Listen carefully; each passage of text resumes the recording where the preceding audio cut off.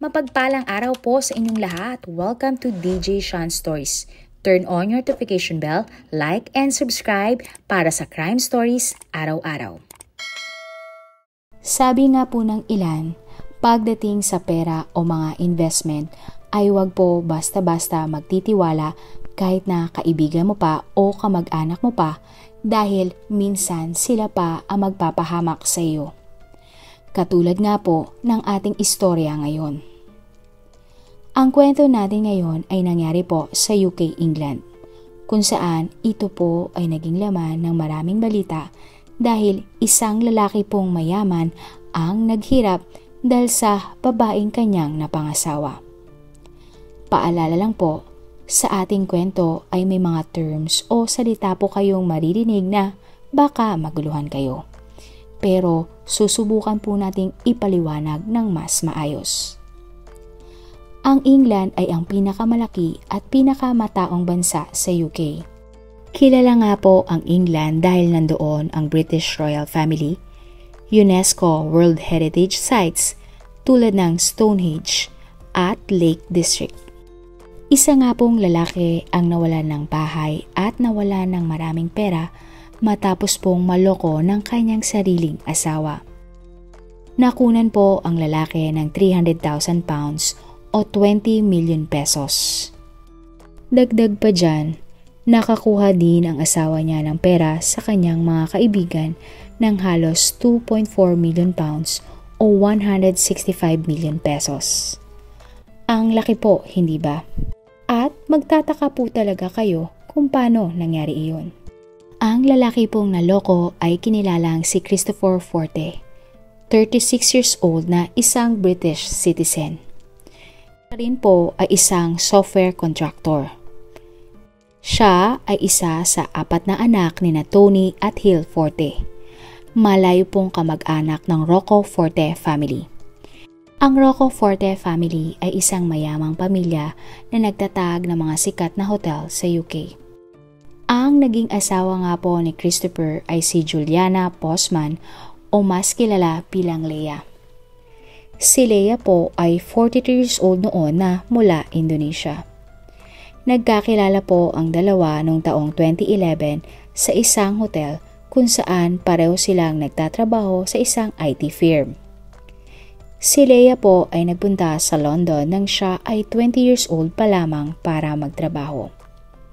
Graduate po at nagkaroon ng master's degree si Leah sa kursong Business Administration. Agad pong na-inlove si Christopher kay Leah. Nang una nga silang magkakilala ay na-impress siya sa dalaga dahil sa ambisyon at mga plano nito sa buhay.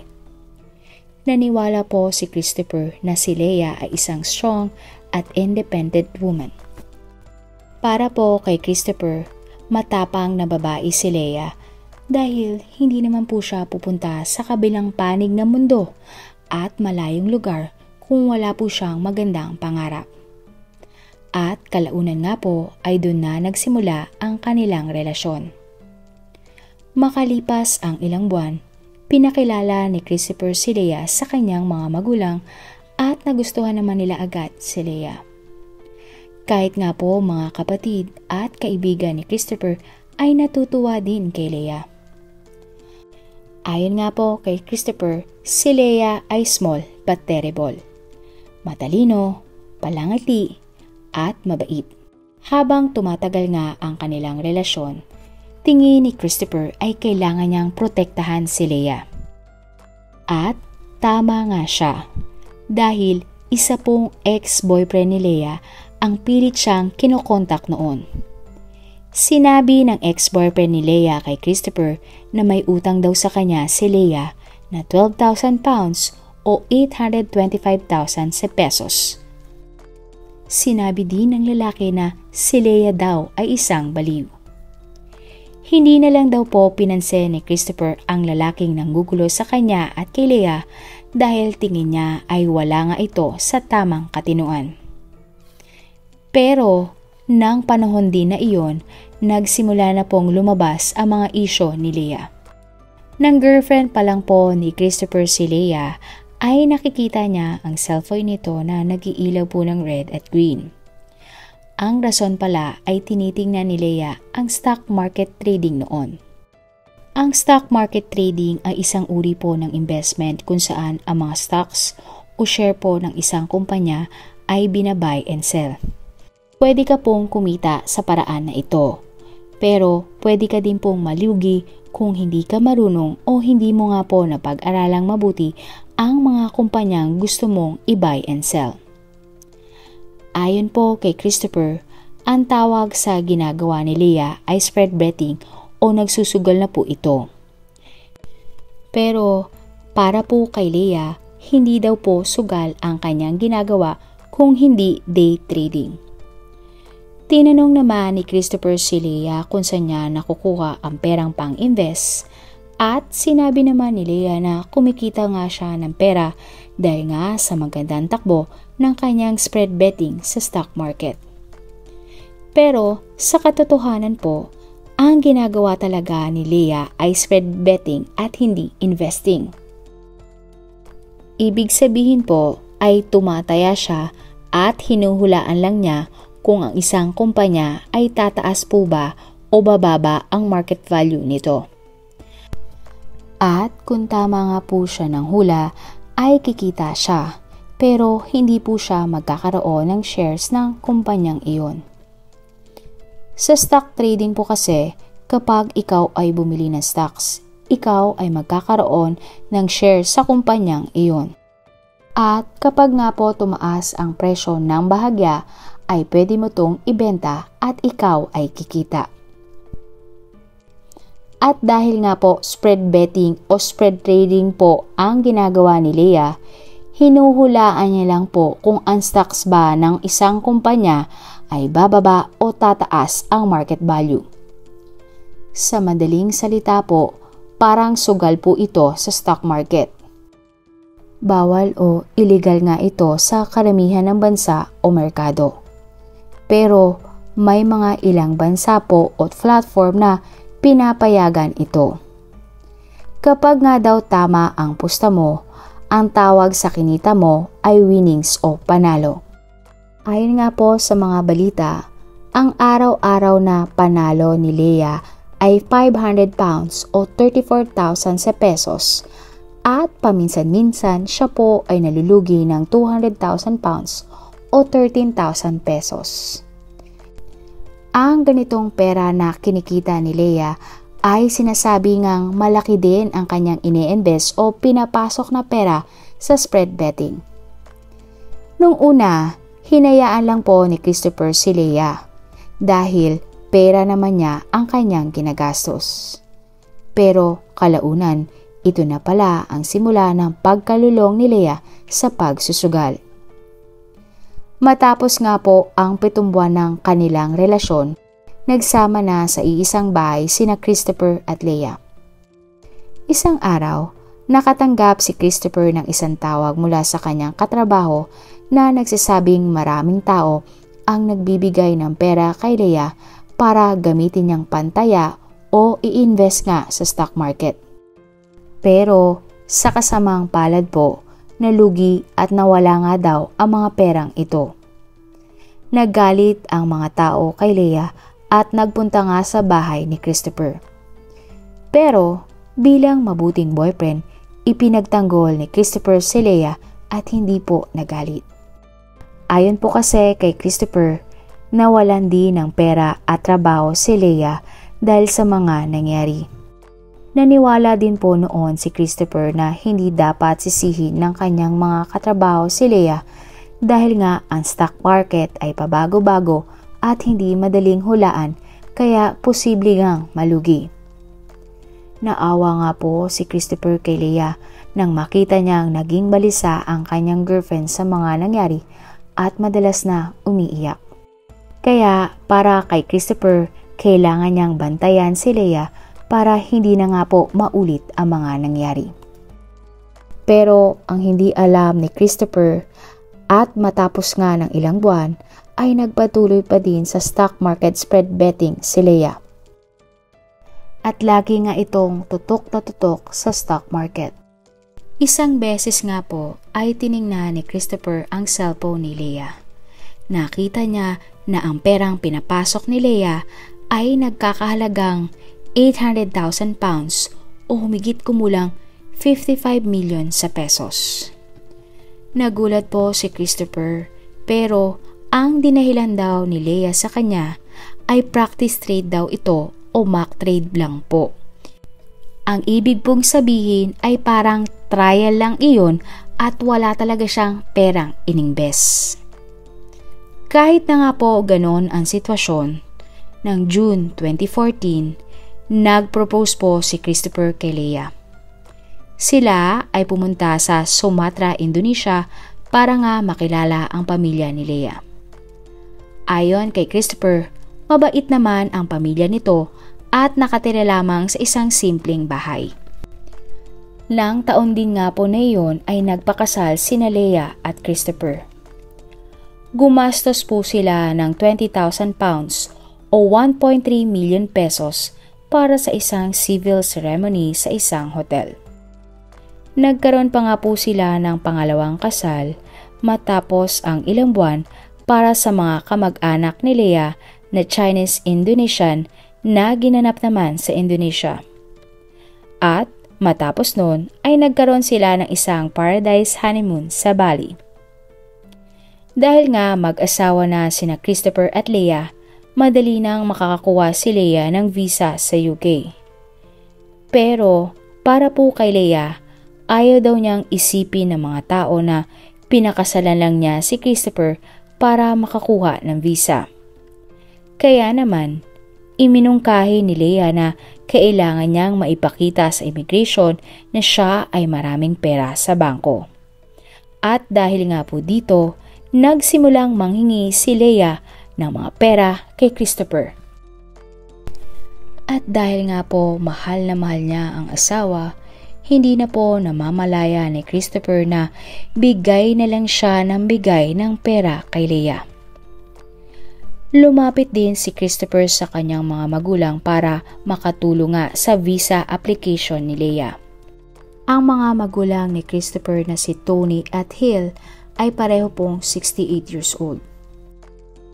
Ang tatay po niya ay isang industrial baker noon at isa namang retired teacher ang kanyang nanay. Maayos naman po ang kanilang pamilya pero hindi sila mayaman. Pero nang namatay po ang lola ni Christopher noong January 2015, nakakuha po sila ng mana. Mahal na mahal nila Tony at Hill ang nag-iisang anak nilang lalaki kaya binibigay nila ang anumang kailangan ng kanilang anak. Sinabi ni Christopher sa kanyang mga magulang na ibabalik din ang pera kapag nakuha na nga ang visa ni Leia. Ilalagay nga muna ang pera sa account ni Leia para makita ng bangko at immigration na maraming pera si Leia. Dahil nga po dito, binigyan si Christopher ng kanyang mga magulang ng 25,000 pounds o 1.7 million pesos nang walang pag-aalinlangan. At nagkita nga po si Christopher at ang kanyang mga magulang sa isang restaurant. Inamin ni Tony sa anak na bago pa ang 25,000 pounds ay nangutang na pala sa kanila si Leia ng 50,000 pounds o 3 million sa pesos. Sinabi daw ni Leia na wag sasabihin kay Christopher dahil mai-stress nga daw ito at iinom na naman ng madaming alak. Nagalit nga si Christopher kay Leia dahil lumapit ito sa kanyang mga magulang nang hindi niya alam. Bukod doon, nagsunod-sunod na po ang panghihingi ni Leia ng pera kay Christopher. Kaya naubos nga ni Christopher ang sarili niyang savings para kay Leia nang hindi niya namamalayan. Pumunta muli si Leia sa mga magulang ni Christopher at sa pagkakataong ito ay alam na po ni Christopher ang pagpunta ni Leia. Binigyan uli ni na Tony at Hill si Leia ng 30,000 pounds o 2 million pesos. Sa sumunod na pagkakataon naman ay humingi uli si Leia at nagbigay muli si na Tony at Hill kay Leia ng 25,000 pounds o 1.7 million pesos. Sa kabuuan, nakakuha po si Leah mula sa mga magulang ni Christopher ng 130,000 pounds o halos 9 million pesos. Ayon naman kay Christopher, ang kabuang perang na ibigay niya kay Leah ay 170,000 pounds o halos 12 million pesos. Pero unti-unting nakikita ni Christopher na parang niloloko lang siya ng kanyang asawa tungkol sa pagkuha ng visa. Pero kada uuwi si Christopher ay nakikita niya si Leah na umiiyak nga dahil pinipressure daw siya ng kanyang abogado na kailangan niyang magpakita ng mas maraming pera at naaawa naman si Christopher sa asawa. Isang beses pa nga dahil sa pag-iisip ni Leah ng mga problema ay dumugo po ang kanyang mga daliri matapos niyang kutkutin ang mga ito. Na ayon naman kay Christopher ay paraan lang ni Leah para siya ay maawa. Taong 2016 naman po ay tinawagan si Christopher ng dalawang businessman para singilin ang pinautang nila kay Leah na 2.4 million pounds o 165 million pesos para nga daw makakuha ng visa si Leah. Tumawag sila kay Christopher para makasigurado kung nasaan na ang kanilang pera at kung hindi na daw maibabalik ang pera ay gusto nilang ma-deport si Leah para hindi na ito makabalik pa. Nang tumawag nga ang mga businessman ay nasa Indonesia si Leah. Tinawagan siya ni Christopher at sinabi lang daw ni Leah na safe ang pera niya pero ang inutang niya sa dalawang businessman ay natalo sa kanyang spread betting. Nagulat si Christopher sa sinabi ni Leah at doon niya na napagtanto na tapos na ang pagsasama nila ni Leah. Pumunta siya sa kanyang mga magulang at sinabi nga ang tungkol sa perang natalo ni Leah. Nanlumo po ang mag-asawang Tony at Hill sa kanilang narinig. February 2017, halos 3 taon matapos maigisal, nag-file po si Christopher ng divorce kay Leah. Tuwing tatawagan ni Christopher si Leah ay sinasabi nito na safe ang kanyang pera at maibabalik niya ang lahat ng iyon. Ipinakita pa nga ni Leah ang mga screenshots ng bangko pero sa tingin nga po ni Christopher ay mga peke iyon. Matapos nito, nakatanggap si Christopher ng tawag mula sa kanyang mga kaibigan at sinasabing nangutang nga din sa kanila si Leah. Hindi naman po alam ni Christopher ang mga inutang na ito ni Leah pero tingin niya ay chinek lahat ni Leah ang mga kakilala ni Christopher na pwede niyang utangan. Nang nakausap ni Leah si Christopher, sinabi ni Leah sa kanya na buntis siya pero nawala nga po ang kanilang anak. Pero tingin daw ni Christopher ay nagsisinungaling sa kanya si Leah para ito ay kanyang kaawaan. August 2017 ay napawalang visa nga po ang kasal ni Christopher at Leah. Sa trial ng divorce, pumayag si Leah na bayaran si Christopher at kanyang mga magulang sa mga inutang niya.